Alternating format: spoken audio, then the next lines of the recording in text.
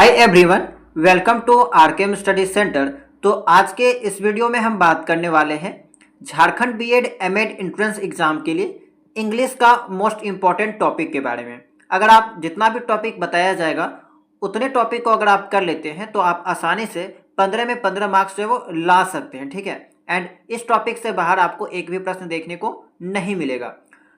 और एक बात, अगर आपने जो है वो इससे पहले रीजनिंग के इंपॉर्टेंट टॉपिक वाला क्लास को नहीं देखा होगा तो देख लीजिएगा, उसका क्लास आपको प्रोवाइड करा दिया गया है। कहाँ से देखना है तो रीजनिंग का जो प्लेलिस्ट बनाया गया है वहाँ से आप लोग रीजनिंग के इंपॉर्टेंट टॉपिक को देख सकते हैं।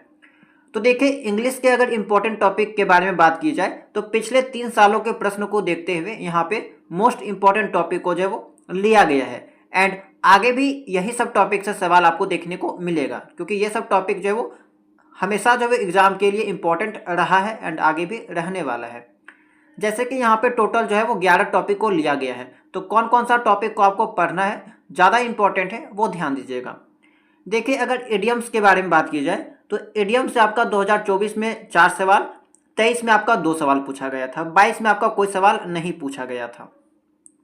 अब देखिए, 2019 के सेक्शन को यहाँ पे खाली इसलिए छोड़ दिया गया है क्योंकि 2019 का जो आपका ऑफिशियल क्वेश्चन पेपर है वो आपका कहीं भी उपलब्ध नहीं है। जितने भी पुस्तक किताब में आपका 2019 का क्वेश्चन पेपर लिया गया है वो आपका स्मृति पे आधारित है, ठीक है। वो आपका एक्चुअल क्वेश्चन पेपर नहीं है, इसीलिए इसको यहाँ पे हम खाली छोड़ दिए। एंड आप लोग ये भी देख सकते हैं कि जितना अलग अलग किताब आप देखेंगे वहाँ पे 2019 का जो प्रश्न है वो आपको अलग अलग दिखाई देगा, इसी कारण से, ठीक है। तो इसलिए मैंने यहाँ पे इसको खाली छोड़ दिया है। अब अगर टेंस के बारे में बात की जाए तो टेंस से आपका 2024 में 3 सवाल था, 23 में आपका 1 सवाल था, 22 में कोई सवाल नहीं था। वन वर्ड सब्स्टिट्यूट यानी कि अनेक शब्दों के लिए एक शब्द, 24 में 1 सवाल, 23 में आपका 2 सवाल। एडवर्ब से आपका 2 सवाल था 24 में, 23 से कोई सवाल नहीं, 22 से भी नहीं सवाल था। प्रीपोजिशन से आपका 3 सवाल था 24 में, 23 में कोई सवाल नहीं था, 22 में भी कोई सवाल नहीं था। सिनोनिम से देखा जाए तो तीनों साल आपका 2-2 सवाल पूछा गया है। तो सोचिए ये आपके एग्जाम के लिए इंपॉर्टेंट है या नहीं, आप खुद अंदाजा लगा सकते हैं। एंटोनिम से आपका 2-2 सवाल था आपका 23 में एंड 22 में। क्वेश्चन टैग से आपका 1 सवाल एंड 3 सवाल था। फ्रेजल वर्ब से आपका 2 सवाल 23 में पूछा गया था। आर्टिकल से आपका 2 सवाल केवल 22 में पूछा गया था। आर्टिकल जबकि आपका इंपॉर्टेंट टॉपिक है, लेकिन फिर भी आपका 24 में 23 में कोई सवाल इससे नहीं आया था। फिल इन द ब्लैंक्स जो कि आपका पार्ट ऑफ स्पीच से रिलेटेड होता है, तो यहाँ से आपका 23 में 2 सवाल एंड 22 में आपका 5 सवाल पूछा गया था। अदर्स यानी कि इसके अलावा जो अदर्स मिसलेनियस टाइप का सवाल पूछा जाता है वो आपका 1 सवाल यहाँ पे 23 में पूछा गया था एंड ईरर से आपका 1 सवाल 22 में पूछा गया था। अब ये तो आपका पिछले वर्ष के पैटर्न को देखते हुए यहाँ पे टॉपिक को लिया गया है। अब इनमें से आपको क्या क्या पढ़ना है, ज़्यादा फोकस किस टॉपिक में करना है, तो देखिए यहाँ पे आपको 10 टॉपिक पे ज़्यादा फोकस करना है, 1 से लेकर 10 तक। बाकी जो ये 11th वाला टॉपिक है वो आपका इन्हीं 10 पे आधारित रहता है या फिर पार्ट ऑफ स्पीच पे आधारित जो है वो रहता है, आप कह सकते हैं। इरर्स वाला जो सवाल रहता है वो भी आपका पार्ट ऑफ स्पीच पे आधारित रहता है। एंड अगर ये सब टॉपिक को आप यहाँ पे स्ट्रॉन्ग कर लेते हैं तो इस टाइप के सवाल को भी कर पाइएगा आप आसानी से। फिल इन द ब्लैंक्स में जो ज़्यादातर सवाल पूछा जाता है वो आपका टेंस से रिलेटेड ही रहता है या फिर प्रीपोजिशन से रिलेटेड देखने को मिलेगा, ठीक है। तो ये टॉपिक को यहाँ पे हम रहने देते हैं। आगे अगर देखा जाए यहाँ पे कि 10 जो टॉपिक है आपका 1 से लेकर 10 टॉपिक, इसमें से आपको 5 जो टॉपिक है जैसे कि इडियम्स हो गया, इसके अलावा सिनोनिम्स हो गया, एंटोनिम्स हो गया, फ्रेजल वर्ब्स हो गया, ये 4 टॉपिक, इसके अलावा वन वर्ड सब्स्टिट्यूट, ये जो 5 टॉपिक है ये आपको ऐसा टॉपिक है जिसको आप कहीं से पढ़ के समझ नहीं सकते या फिर याद नहीं कर सकते।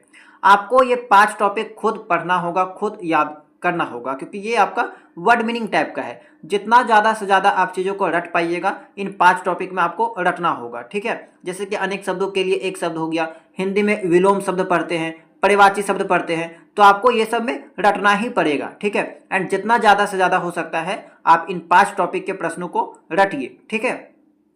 कहाँ से आपको पढ़ना है, तो आपके पास अगर कोई भी इंग्लिश ग्रामर का किताब है तो आप वहाँ से पढ़ सकते हैं। अगर कोई किताब नहीं है तो आप गूगल का हेल्प ले सकते हैं। अगर वहाँ से भी नहीं ले सकते हैं तो आप आरकेएम स्टडी सेंटर जो टेलीग्राम चैनल है उस पर ज्वाइन कीजिएगा एंड वहाँ पे फाइल सेक्शन में जाके सर्च कीजिएगा एंटोनिम, तो आपको एंटोनिम्स का पूरा पीडीएफ मिल जाएगा, सिनोनिम्स का पूरा पीडीएफ मिल जाएगा, इसके अलावा वन वर्ड सब्स्टिट्यूट का पूरा पीडीएफ मिल जाएगा। टॉपिक अगर आप सर्च कीजिएगा तो वहाँ पे उससे रिलेटेड आपको सारा पीडीएफ मिल जाएगा। इसके अलावा जो प्राइवेट ग्रुप के साथ ज्वाइन किए हैं उनको वहाँ पे पीडीएफ अवेलेबल करवा दिया जाएगा एंड वहाँ पे पहले से भी जो है वो अवेलेबल करवा दिया गया है, ठीक है।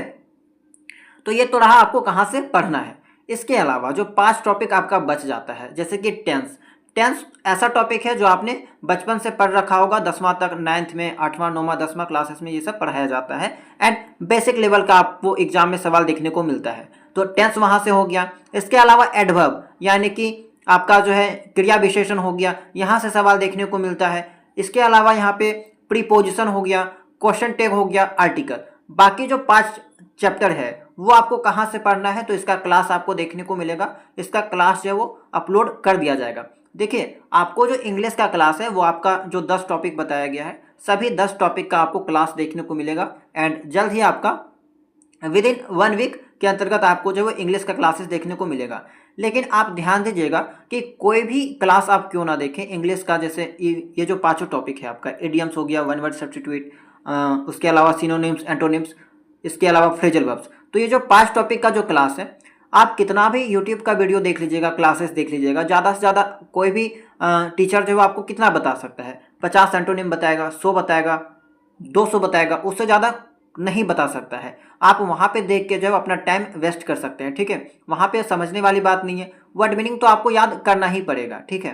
तो कोशिश कीजिए कि ये जो 5 टॉपिक है उसको यहाँ पे आप अपने से याद करने का प्रयास कीजिए, जितना ज़्यादा से ज़्यादा हो सकता है आप 200 500, ठीक है, उसको याद कीजिए। कोई भी इंग्लिश ग्रामर का किताब उठाइएगा तो वहाँ पे आपको जो भारी मात्रा में ये सब 5 टॉपिक का जो है वो यहाँ पे दिया रहता है, तो उसको यह एक वर्ड मीनिंग टाइप का है, ठीक है। तो इसको जितना ज़्यादा से ज़्यादा याद कर पाइएगा वो याद करने का प्रयास कीजिए। सेम आपका हिंदी में भी रहता है, परिवाची शब्द, विलोम शब्द, अनेक शब्दों के लिए यह एक शब्द, मुहावरा, कहावत, तो ये सब आपको याद करना ही पड़ेगा, ठीक है। आप इस चीज़ से बच नहीं सकते हैं एंड ये सब ऐसा टॉपिक है जो आपको प्रत्येक एग्जाम में हेल्प करता है, ठीक है। तो आई होप कि आपको यहाँ पे ये सब बातें समझ में आ रही होगी, ठीक है, कि आपका टोटल जो है ओवरऑल इंग्लिश में 10 टॉपिक है, इनमें से 5 टॉपिक को आपको स्वयं रेडी करना होगा, ठीक है। बाकी जो 5 टॉपिक है जो ग्रामर टाइप का है उसका क्लासेस लिया जाएगा एंड इसका प्रैक्टिस सेट भी आपको देखने को मिलेगा, ठीक है। तो एंड ताकि जो है आप अच्छे से इंग्लिश की भी तैयारी कर सकेंगे। बाकी जो आपका हिंदी का क्लासेस है वो रेगुलर चल रहा है, रीजनिंग का भी ऑलमोस्ट आपका 95% क्लासेस हो चुका है, 2-4 टॉपिक बचा है उसका भी जल्द क्लासेस हो जाएगा। टीचिंग एप्टीट्यूड का भी आपका 5 से 6 यूनिट हो चुका है, बाकी जल्द आपको क्लासेस कंप्लीट करवा दिया जाएगा, ठीक है। लास्ट मार्च तक जो है वो आपका सभी क्लासेस कंप्लीट हो जाएगा, बाकी अप्रैल में हम लोग जो प्रैक्टिस करेंगे सभी चीज़ों का, ठीक है। तो ये तो रहा आपका इंग्लिश के इम्पोर्टेंट टॉपिक के बारे में, इंग्लिश के सिलेबस के बारे में। आगे अगर हम लोग देखें, देखिए यहाँ पे एक आपको मालूम होगा कि एक प्राइवेट ग्रुप बनाया गया है टेलीग्राम चैनल में, जहाँ पे आपको प्रैक्टिस करवाया जाता है, ठीक है। बहुत पहले बनाया गया है एंड बहुत सारे स्टूडेंट जो पहले से जुड़ चुके हैं।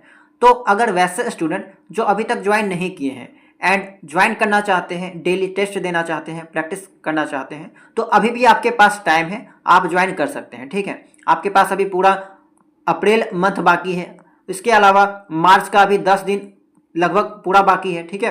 तो कम से कम आपके पास 40 से 50 दिन आपके पास समय है, तो आराम से आप अपनी तैयारी पूरा कर सकते हैं एंड वहाँ पे आपको फिर से, ठीक है, जो स्टूडेंट नए होंगे उनके लिए रिवीजन बार बार करवाया जाता है ताकि नए स्टूडेंट्स को भी फायदा हो। तो अगर आप अभी तक ज्वाइन नहीं किए हैं, ज्वाइन कर सकते हैं। वहाँ पे आपको क्या क्या फीचर्स देखने को मिलेगा, तो डेली टॉपिक वाइज नोट्स आपको दिया जाएगा। इसके अलावा टारगेट दिया जाता है वहाँ पे कि आपको आज इस टॉपिक की तैयारी करना है एंड शाम को जब उसका टेस्ट लिया जाता है, तो इससे जाहिर सी बात है आपका वहाँ पे तैयारी एक बेहतर बनेगा, ठीक है। इसके अलावा कंप्लीट स्टडी मटेरियल आपको वहाँ पे प्रोवाइड कराया जाता है, सेपरेट बुक का PDF दे दिया जाएगा। इसके अलावा यहाँ पे जितना भी प्रैक्टिस सेट है, यूट्यूब क्लास के जितने भी आपकी PDF होती है, वो सब चीज़ें वहाँ पे आपको प्रोवाइड कराई जाती है, ठीक है। तो आपको अलग से कुछ भी लेने की आवश्यकता नहीं है, कोई भी किताब लेने की आवश्यकता नहीं है। बहुत सारे स्टूडेंट पहले से जुड़ चुके हैं, अपनी तैयारी को बेहतर बना रहे हैं। तो अगर आप भी ज्वाइन करना चाहते हैं तो आपको जो है वो इसी वीडियो के डिस्क्रिप्शन बॉक्स में डिटेल मिल जाएगा कि कैसे आप जो है वो यहाँ पे टेलीग्राम चैनल को ज्वाइन कीजिएगा। कैसे कर सकते हैं, तो आपको वहाँ पे एक टेलीग्राम का आईडी दे दिया गया है। उस टेलीग्राम के आईडी में जाके आपको मैसेज करना है, ठीक है। वहाँ से आपको इन्फॉर्मेशन मिल जाएगी कैसे आप प्राइवेट ग्रुप में ज्वाइन कर सकते हैं। तो इस वीडियो में इतना ही। आई होप कि ये जानकारी आपके लिए काफ़ी हेल्पफुल रहा होगा कि कैसे आपको जो है इंग्लिश का तैयारी करना है, क्या क्या टॉपिक पढ़ना है। तो जानकारी अगर आपको पसंद आई होगी तो वीडियो को लाइक कीजिएगा, एंड अगर आप चैनल में नए होंगे तो चैनल को सब्सक्राइब कर लीजिएगा। तो चलिए मिलते हैं हम लोग नेक्स्ट क्लास में नए टॉपिक के साथ।